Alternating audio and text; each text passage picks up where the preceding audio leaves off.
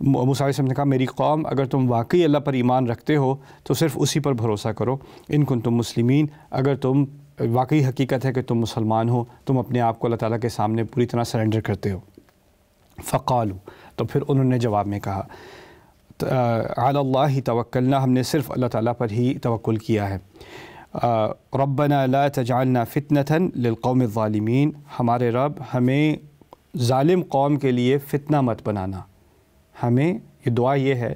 ہمارے رب ہمیں ظالم قوم کے لیے فتنہ مت بنانا۔ تو اس دعا کے بارے میں آج کچھ تفصیل سے بات کریں گے انشاءاللہ۔ اس کے بارے میں امام فخر الدین الرازی نے مختلف آراء پیش کی ہیں، ان میں سے 3 میں آپ کے سامنے رکھوں گا کہ یہاں فتنے سے کیا مراد ہے اور اس سے ہم کیا سمجھ سکتے ہیں۔ پہلی بات میں رکھوں گا ان یکون المراد من الفتنة المفتون، کہ فتنے سے مراد یہاں مفتون ہے، کیونکہ عربی میں مصدر کے مختلف اطلاق ہوتے ہیں اور اس کا ایک اطلاق مصدر بھی اسم مفعول بھی ہو سکتا ہے۔ اس کا مطلب یہ ہے کہ ہمیں کافروں کے لیے ہمیں ان کے ہاتھ اس طرح مت ڈال دینا کہ ان کی وجہ سے ہم فتنے میں پڑ جائیں اور ہم دین کے بارے میں شبہات ہمارے شروع ہو جائیں۔ لأن اطلاق لفظ المصدر علی المفعول جائز، یعنی فتنے کا لفظ مفتون کے لیے استعمال ہونا عربی میں جائز ہے، کالخلق بمعنی المخلوق، جس طرح خلق کا لفظ مخلوق کے لیے استعمال ہوتا ہے۔ والمعنى لا تجعلنا مفتونين أي لا تمكنهم من أن يحملونا بالظلم والقهر على أن ننصرف عن هذا الدين، کہ اللہ تعالیٰ ان کو ہم پر اتنا تسلط نہ دے دے، اتنا غلبہ نہ دے دے کہ وہ ہمارے اوپر اتنے ظلم ڈھائیں اور اتنا ہمارے اوپر بھاری ہو جائیں کہ ہم اس دین کو چھوڑنے کے لیے آمادہ ہو جائیں۔ عن هذا الدين الحق الذي قبلناه، یہ سچا دین جس کو ہم نے مان لیا ہے۔ وهذا التأويل متأكد بما ذکرہ اللہ تعالیٰ قبل هذه الآیہ، اور یہی معنی، یعنی یہ پہلا معنی جس کے بارے میں آپ سے آج بات کر رہا ہوں، اس کی طرف اشارہ اور جگہ پر بھی اس کو ری انفورس کیا گیا ہے قرآن میں، جیسے فما آمن لموسیٰ الا ذریۃ من قومہ علی خوف، کہ موسیٰ علیہ السلام کی قوم میں سے اکثریت نے ان پر ایمان لانے سے انکار کیا صرف خوف کی بنیاد پر، من فرعون و ملئہ ان یفتنہم،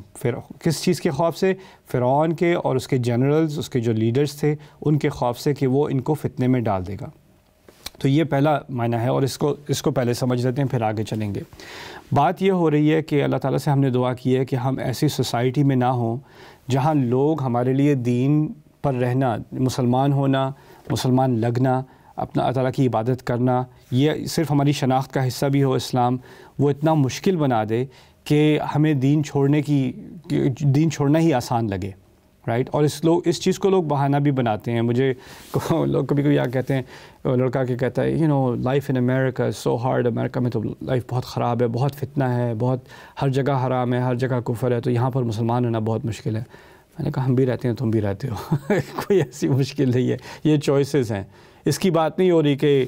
کلبز بھی اوپن ہیں، بارز بھی اوپن ہیں، اور حرام چیزیں بھی ایکسیسیبل ہیں، ساری چیزیں آپ کے سامنے ہیں، کھلی ہوئی ہیں، کوئی چیز اللیگل نہیں ہے جس کو ہماری شریعت حرام قرار دیتی ہے، کوئی تو ہماری طرف بری نظر سے نہیں دیکھے گا، ان لوگوں کے لیے وہ ساری چیزیں نارمل ہیں، تو اب تمہارے لیے بہت بڑا فتنہ ہے۔ یہ اصل میں انسان کی کمزوری ہے کہ وہ انوائرمنٹ کو دیکھ کے، ایک ماحول کو دیکھ کے کہ اب مجھ سے رہا نہیں جاتا، یہ ماحول اتنا ٹیمپٹنگ ہو چکا ہے، اس ماحول میں اتنی ساری کشش ہے کہ میں اپنے آپ کو روک نہیں سکتا، یہ کمزوری ہے۔ اور اس کمزوری کو قرآن نے خاص اس کا انکار کیا ہے۔ سارے انبیاء کی زندگیاں، سارے اچھے لوگوں کی زندگیاں جس کے قرآن نے ذکر کیا، ان کی اکثریت کیا ہے؟ وہ مائنورٹی میں ہے اور ان کے ارد گرد برا ماحول ہے، اور وہ ماحول کی وجہ سے وہ گرتے نہیں ہیں۔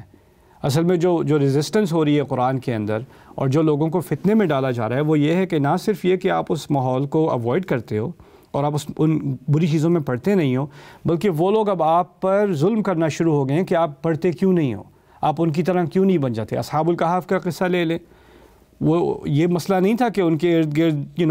بے حیائی تھی اور شراب تھی اور شرک تھا، اور وہ تو چیزیں تھیں، لیکن انہوں نے جب ان چیزوں کا انکار کیا اور ایک ہی رب کو مانا، تب انہوں نے اپنی سوسائٹی کو افینڈ کیا، تو ان کی سوسائٹی ان کے پیچھے پڑ گئی۔